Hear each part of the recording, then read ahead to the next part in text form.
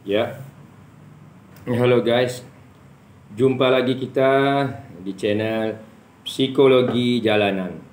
Dalam suasana yang cukup panas hari ini, kita coba mengisi 20 menit ke depan dengan sesuatu yang lagi hot, lagi panas, untuk mencoba menggelegakkan, menggejolakkan jiwa-jiwa kita yang ada, untuk kembali kepada satu renungan, satu pemikiran, yakni jiwa-jiwa yang tertuntun, yang terkontrol, yang terarah mencapai satu tujuan hidup sampai kita mati. Oke? Kita sudah bahas begitu banyak tentang kejiwaan, tentang bagaimana jiwa itu mengalami transaksi dari awal, sudah ada ikatan dari alam rahim, begitu dilahirkan sampai kita mati. Kemudian kita sudah paham juga bahwa hidup ini adalah suatu skenario, dan kita sudah tahu, dan kita juga sudah panjang lebar kemarin sebelumnya, video sebelumnya, bahwa apa saja kejadian dalam hidup harus diterima, dilakoni, diselesaikan, karena itu tak akan habisnya persoalan. Itu adalah satu skenario. Kemudian kita juga sudah mengetahui bagian skenario tadi bahwa sudah ada tuntunan. Jadi diciptakan dalam kesusahan apapun, kita ada tuntunan. Kemudian kita akan kembali lagi kepada 3 makhluk utama. Di alam semesta ini begitu banyak makhluk yang tidak terhitung, bukan lagi jutaan, miliaran, triliunan. Karena ketika Tuhan menciptakan cukup dengan bicara, jadilah. Tapi kita ambil pada 3 fokus utama makhluk, yaitu yang pertama adanya makhluk unsur negatif, yaitu dari golongan alam jin, gelombang energi yang tidak nampak. Kemudian dari alam malaikat yang positif selalu. Kalau di sini alam jin, kita lebih cenderung mengatakan itu dari syaitan atau iblis, pada malaikat, kemudian manusia.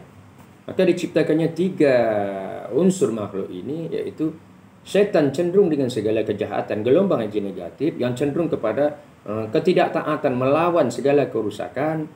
Yang kemudian yang malaikat kecenderungan positif, selalu ketaatan. Maka diciptakanlah makhluk spesial di antara keduanya, yakni diberi hawa nafsu. Ada unsur di dalam makhluk tadi, ketika ini hanyalah kejahatan, yang ini ketaatan. Ada satu makhluk di tengah-tengah tadi yang terlahir, bahwa di tengah-tengah ini adalah memberi hawa nafsu, unsur kejahatan, unsur negatif.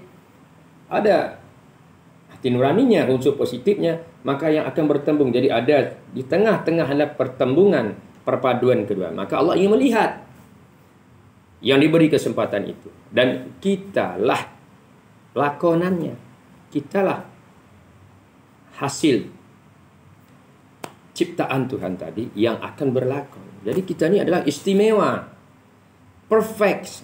We are the perfect, guys. Kita ini perfect, sempurna. Maka jangan hancurkan kesempurnaan Anda hanya dengan keputusasaan. Oke. Maka sekarang setelah kita perfect, ternyata dalam perjalanan Allah beri pembimbing agar jiwa tadi mampu mengendalikan hawa nafsu di antara 2 kekuatan positif dan negatif. Diturunkan dari langit sebuah lembaran yang disebut kitab suci. Dalam Islam yaitu Quran, mungkin di dalam agama Kristen mungkin dipanggil Bible. Dalam agama Hindu mungkin apa kitabnya, di dalam agama Buddha itu.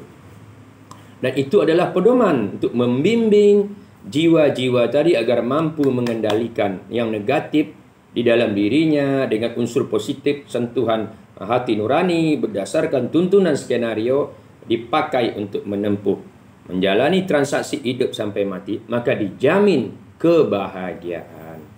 Kita ada. Apabila dia tidak memakai penuntun tadi tuntunan, lalu berjalan dalam keadaan sempoyongan, goncang, dan tidak mampu mengendalikan, bahkan keluar dari tuntunan, maka dia akan menempuh kehancuran dan kesengsaraan.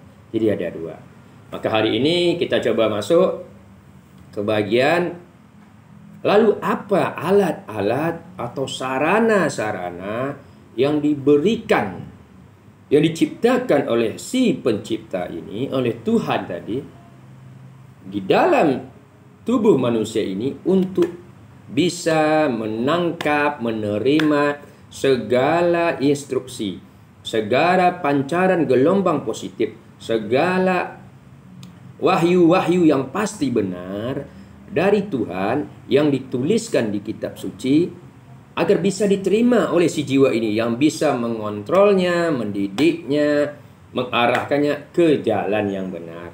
Nah, jadi hari ini kita bahas sarana atau alat-alat dalam jiwa ini yang dipakai untuk mampu menerima, memahami dari semua instruksi kitab suci. Nah, Jadi kita berbicara. Maka kita akan jelaskan sedikit. Jadi di dalam tubuh itu ada yang namakan satu penerima. Jadi ibaratnya television, atau WhatsApp, YouTube, telepon. Kita takkan bisa menangkap film, TV, suara ini, TikTok atau YouTube. Kalau di handphone kita tak ada penerima gelombang, namanya receiver. Jadi dipancarkan dari apakah satelit, dipancarkan bersambung gelombang itu. Apakah ukurannya nanti itu lebih yang spesifiknya, apakah disebut gelombang pendek, gelombang panjang, itu kepada ahlinya. Yang jelas gelombang itu akan mencari. Nah, ketika ada di rumah itu penerima, dalam telepon kita, dalam TV kita, maka telepon, TV mampu menangkap gelombang, mengubahnya menjadi gelombang suara, gelombangnya berupa gelombang visual, maka lahirlah nampak filmnya. Seperti hari ini yang kita buat konten YouTube hari ini, kita bicara psikologi jalanan. Ini dipancarkan melalui gelombang lalu ditangkap, akhirnya bisa diterima di telepon Anda. Yes, seperti itu. Begitu jugalah yang terjadi di dalam tubuh kita. Jadi setelah Tuhan menurunkan kitab suci, menurunkan Al-Quran, menurunkan tuntunannya yang berisi wahyu-wahyu, instruksi-instruksi, perintah-perintah, itu harus ditangkap oleh yang bernama manusia dan sudah disediakan sarananya oleh Tuhan. Jadi guys, kita belum lahir, dia sudah siapkan step by stepnya. Apa sarananya? Nah, itu. Maka kita lihat, kita membuka lagi ke kitab suci. Jadi kita kalau melihat apa sarananya, ternyata sudah disiapkan sarananya, yaitu mata, telinga, dan hati. Jadi 3. Mata kita, telinga kita, dan hati. Inilah 3 komponen. Tidak boleh lepas. Tidak boleh lupa. Harus selalu ada sampai kita mati. 3 komponen inilah yang akan menjadi receiver, penerima gelombang-gelombang positif, penerima instruksi-instruksi wahyu, penerima ilham-ilham, wangsit-wangsit, enggak orang mengatakan intuisi dari seluruh kitab suci agar mewarnai, menuntun, dan mengarahkan jiwa-jiwa di dalam perjalanannya tadi. Tuh. Nah, sekarang kita lihat. Karena kita berbicara dari kemarin kitab suci, tentu kita harus mengambil panduan juga dari sana. Maka kita buka, yaitu di dalam yang tadi berisi 6.600 sekian ayat, sekian poin, yang 114 surat.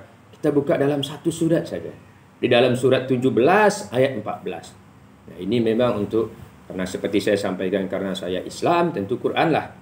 Apabila Anda mungkin beragama lain, misalnya mungkin Kristen, mungkin Bible lah. Tinggal kita meyakini atau tidak, itu saja. Nah, sekarang di dalam Quran kita tengok surat 17 ayat 14. Kalau saya tidak salah mungkin surat Al-Isra ayat 14. Apa di situ berbicara? Dikatakan di sana, bacalah kitabmu dan cukuplah dirimu sendiri yang melakukan hisab terhadapmu. Tuh.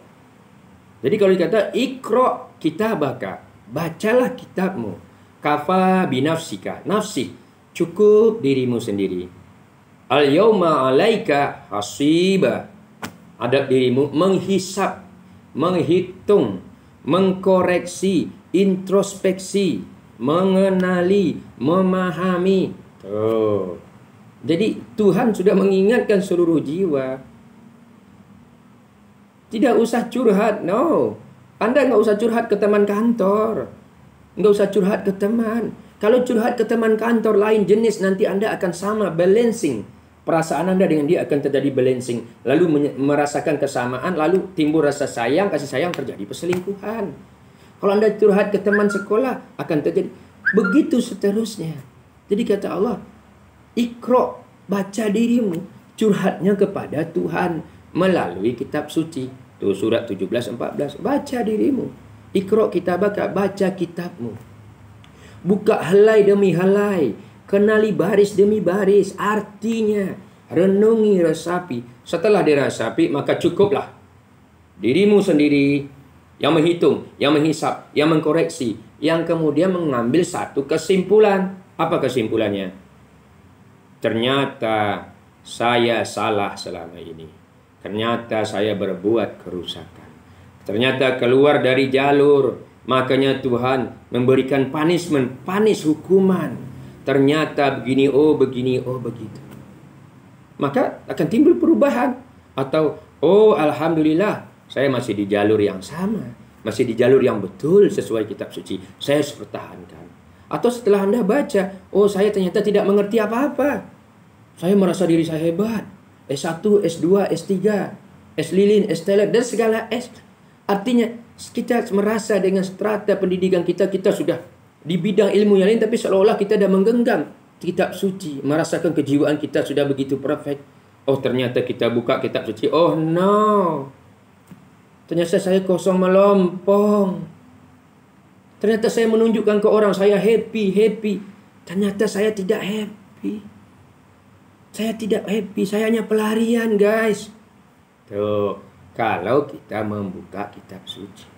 Nah, jika itu terjadi, maka itu sebahagian kecil dari kemukjizatan kitab suci.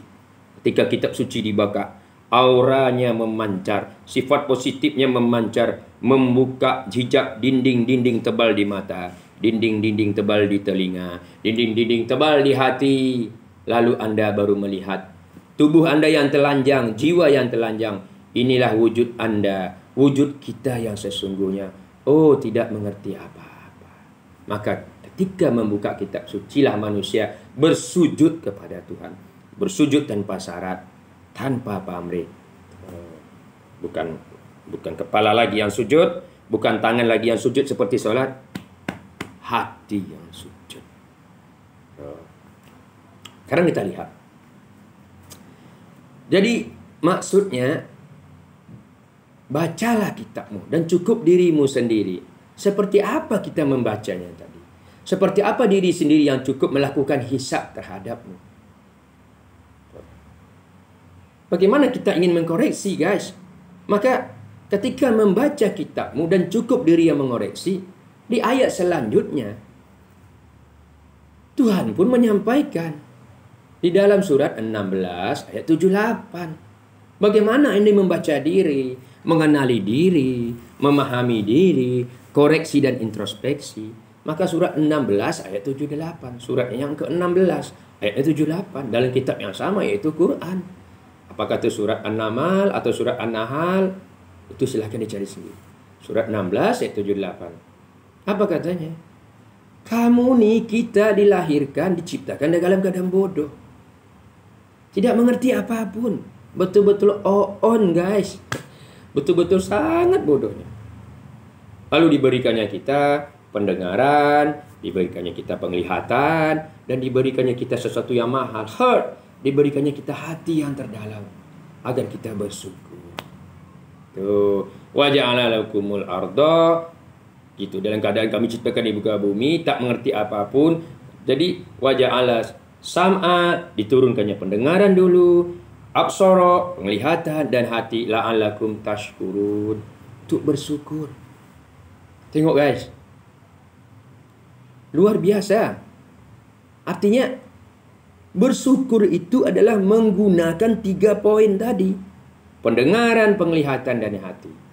Nah sekarang kita bagaimana mengikra diri kita, membaca diri kita. Ikra kita baca tadi, surat 17-14, bisa untuk bersyukur. Maka gunakanlah mata, telinga, dan hati untuk membaca diri kita, guys. Maka bagi anak SD, TK, mungkin membaca itu yang tertulis. Contoh, ini Budi. Budi adekku. Bud. I. Budi.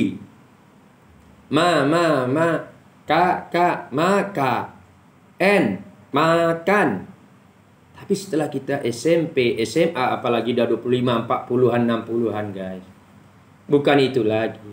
Membaca dengan mata, dengan telinga dan hati adalah yang tersurat.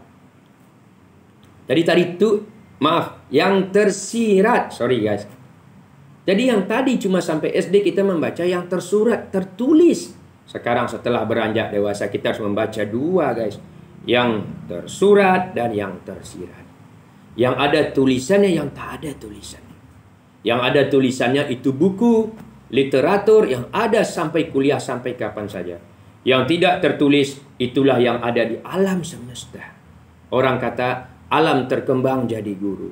Alam yang maya ini. Maka alam itu dari bahasa Arab. Ain, lam, mim. Ilmu dari bahasa Arab, ain, lam, mim.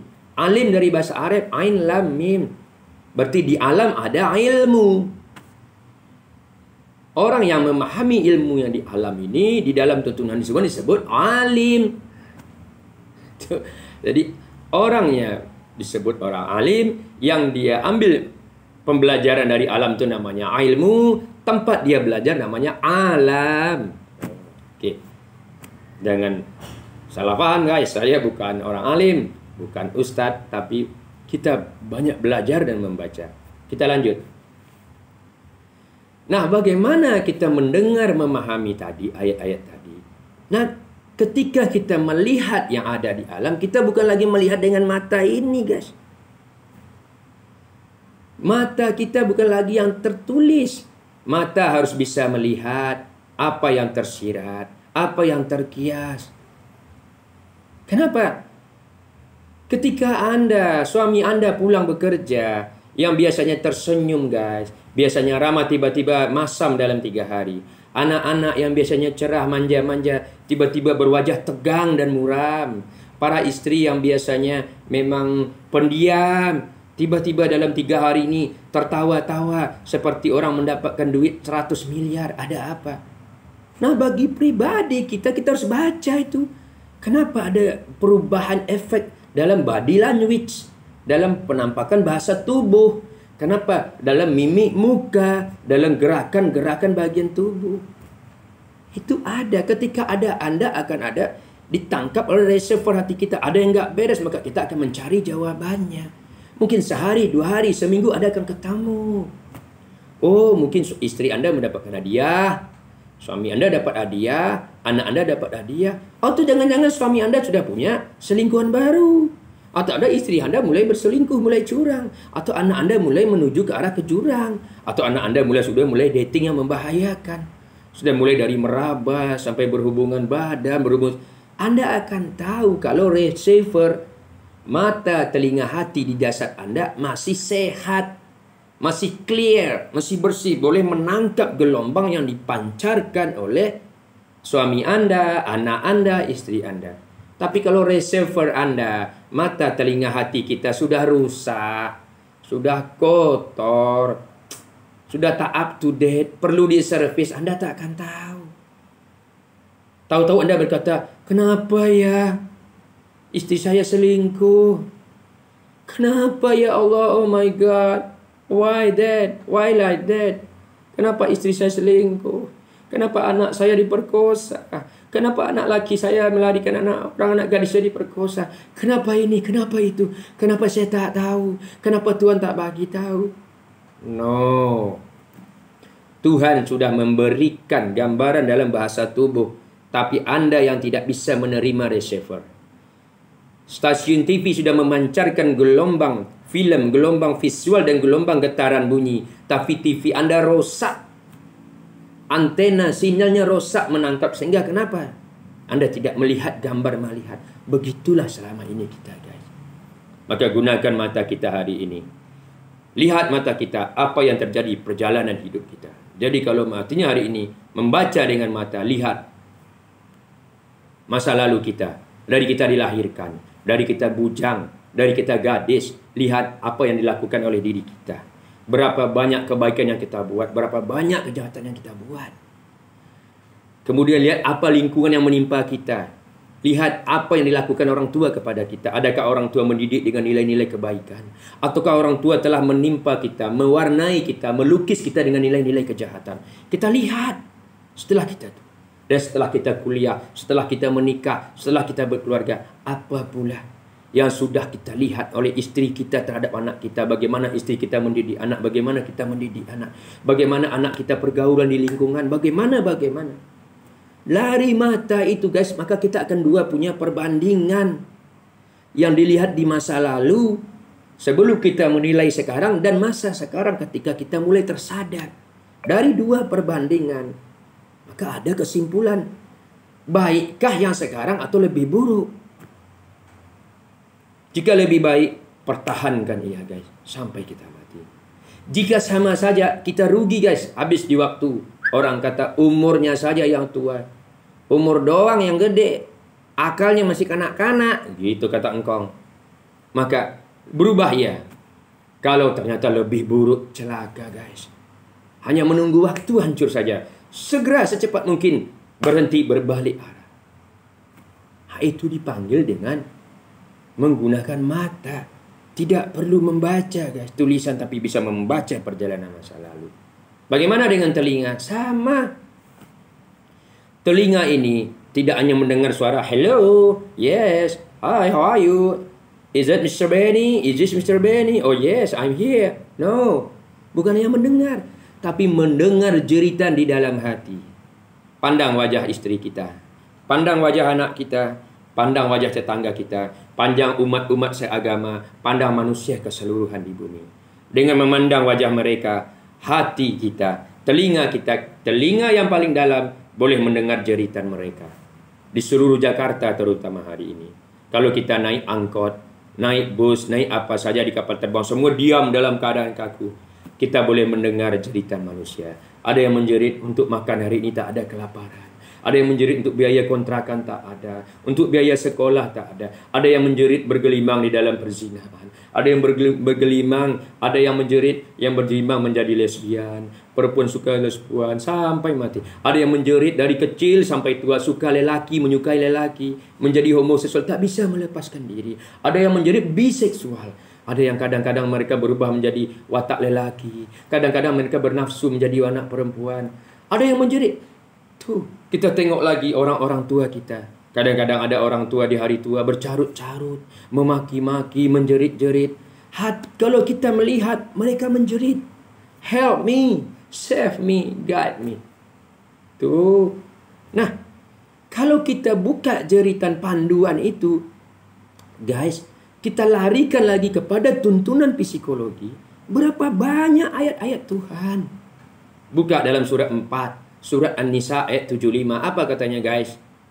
Kenapa kamu tidak mau berperang di jalan Tuhan? Menyelamatkan anak-anak, orang tua, nenek-nenek, kakek-kakek yang tidak berdaya-udaya, yang tersiksa, yang berdoa. Oh God, oh Tuhanku, oh God, help me, guide me, pandulah saya. Tolonglah oh Tuhan, kirimkanlah seseorang dari sisimu, kirimkanlah utusanmu yang akan menyelamatkan dari negeri yang zalim ini. Mereka yang hidup tertindas, yang dalam kesusahan. Berapa banyak hari ini di depan kita, orang tua kita, keluarga kita, kakak kita, adik kita, tetangga kita, paman kita, tetangga sebelah, anak sekolahan, murid kita, dan terutama kita lihat orang-orang kantor kita. Kalau telinganya mampu mendengar sesuatu yang tidak bersuara, yang tidak berbunyi, Anda telah menjadi psikolog pilihan Tuhan. Anda akan dilindungi. Tapi kalau telinganya tidak bisa mendengar, masa bodoh lah. Yang penting Anda mendengar. Anda tak mau mendengar jeritan hati orang lain, Anda tak akan keselamat sampai ke akhir. Kenapa? Karena Anda telah mentulikan, memekakkan telinga yang di dalam, yang bisa mendengar suara yang tak terdengar. Makanya kita ketika memandang di hari tua sekarang, kita lihat anak-anak kita di hari kecil, kita seolah-olah mendengar di hati kita, Daddy, Mommy, help me, tolong kami, selamatkan kami Daddy. Daddy, jangan mati dulu. Jadi ketika kita mandang anak kita seolah ada suara. Daddy harus sehat, Papa harus sehat. Papa ajarkan kami agama. Papa ajarkan kami jati diri. Papa ajarkan kami pergaulan. Kalau receiver di telinga Anda masih bagus, Anda akan mendengar suara yang tak bersuara. Jadi bahasanya Anda mendengar suara yang tak bersuara. Hanya gelombang yang akan terpancar yang Anda dengar. Tapi kalau Anda receiver sudah tidak bisa menerima, Anda tak akan mendengar apa-apa. Paling kita hanya memberi anak kita Kentucky, KFC, burger, coklat, video, YouTube, game, semua kemudahan fisik saja. Kita tidak akan pernah mensuplai makanan batin, makanan jiwa bagi anak-anak muda. Anak-anak kita. Maka jawabannya, tunggulah nanti. Anda akan memetik hasilnya. Ketika dia mulai dewasa, Anda akan dipertanyakan seberapa Anda mendidik anak-anak Anda, mendidik istri-istri Anda, mengayomi suami-suami Anda. Jadi jangan kita tertawa dulu, guys. Jangan kita tunjukkan ke orang, oh I'm happy now. Happy bukan ditunjukkan dengan tindakan. Happy bukan ditunjukkan dengan ucapan-ucapan. Kebahagiaan adalah sesuatu yang dinikmati di dalam hati. Oke. Jadi tadi kita sudah menggunakan mata, melihat yang tertulis dan yang tidak tertulis. Telinga, mendengar yang berbunyi, yang bersuara dan yang tidak bersuara. Yang terakhir, dalam memahami panduan kitab suci tadi adalah hati. Your heart. Hati yang paling dalam. Hati adalah yang paling terhalus, yang paling tertinggi, yang mampu memisahkan, guys, antara kebenaran dan kebaikan. Suara hati adalah suara Tuhan, guys. Tuhan akan mengilhamkan ke hati kita jenis-jenis suara untuk mengingatkan. Makanya sering ketika kita ingin berbuat jahat, ketika kita ingin pergi melacur, guys, pergi mencari wanita-wanita yang di luar sana, memuaskan nafsu, akan ada suara. Hati-hati, guys. Jangan nanti terkena HIV, terkena AIDS, terkena kencing nanah, kencing apa. Ada suara, guys. Tetapi ada lagi suara dari nafsu yang berkomplot dengan iblis berbisik.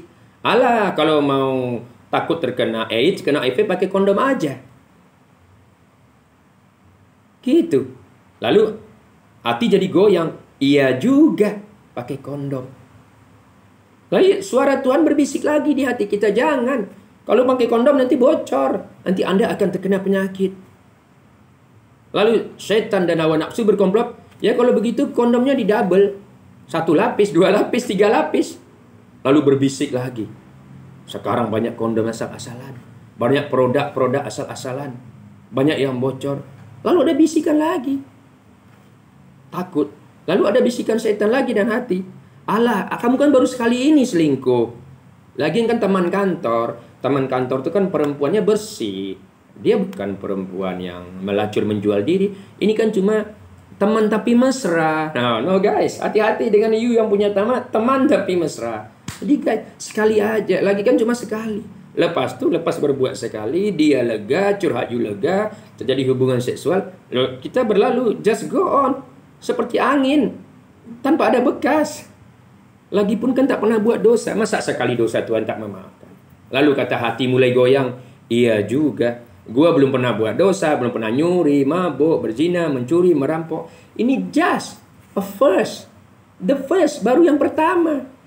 Masa Tuhan tak memaafkan? Sementara pembunuh, perampok, bahkan Umar Ibnu Khattab jadi maafkan. Lalu ada suara. Iya juga. Lalu ada suara hati lagi. Bagaimana kalau Anda mati? Ketika Anda berbuat, langsung neraka jahanam. Oh iya, kalau gitu jangan. Lalu udah bisik lagi. Nah, bisik lagi. Ya udah kalau gitu, enggak usah sampai berhubungan seks. Main pegang-pegang aja. Ya, nyun-nyun aja, cium-cium aja, atau raba-raba aja. Yang penting lega. Lalu suara hati, iya juga. Kan itu dosanya enggak sampai dosa besar. Lalu suara hati, mana ada bisa menahan nafsu. Kan kamu orang nafsunya gede. Iya juga. Nah, peperangan seperti itu, guys. Berperang terus. Nah, hati ketika dia keluar pemenang, itulah yang menentukan amal Anda, guys. Hasil keputusan hati Anda yang menentukan apakah Anda akan mendapat berkah dari langit. Perjalanan kebahagiaan anak Anda, istri Anda, cucu Anda, keturunan Anda, suami Anda. Atau keputusan Anda itu yang menentukan kehancuran, musibah, malapetaka azab dan sengsara bagi diri Anda, anak Anda, cucu Anda, keturunan Anda. Maka hati memutuskannya. Tuh, maka ada lagunya, entah Rabbani, entah apa dulu. Saya ada, itu sekumpulan favorit waktu kuliah dulu begitu guys. Jagalah hati, jangan kau nodai.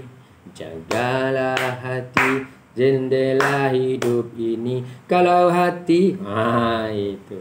Dan lagu Iwan Fals pun juga ada.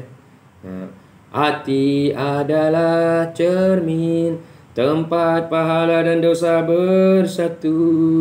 Tuhan. Jadi berapa banyak ayat-ayat itu menyelip di dalam lagu, di dalam musik, di dalam sastra, di dalam sains. Jadi 3 komponen, mata, telinga, dan hati. Nah, 3 komponen inilah yang akan menjadikan kita mengambil satu kesimpulan, aku harus begini, aku harus begitu. Dan dari kesimpulan itu, barulah disebut manusia yang sadar. Jadi 3 komponen tadi, mata, telinga, hati, adalah sarana untuk mengambil ilmu dan pembelajaran dari kitab suci. Sehingga kita menjadi manusia dewasa. Surat 17 ayat 14. Qra' kitabaka, bacalah kitabmu. Dan cukup dirimu sendiri saat ini menghisap, melakukan koreksi terhadapmu. Artinya guys, mulai sekarang kita jangan lagi seperti gerobak. Gerobak bagaimana guys? Gerobak itu didorong-dorong. Gerobak bakso, gerobak mie ayam, bisa jalan tuh didorong.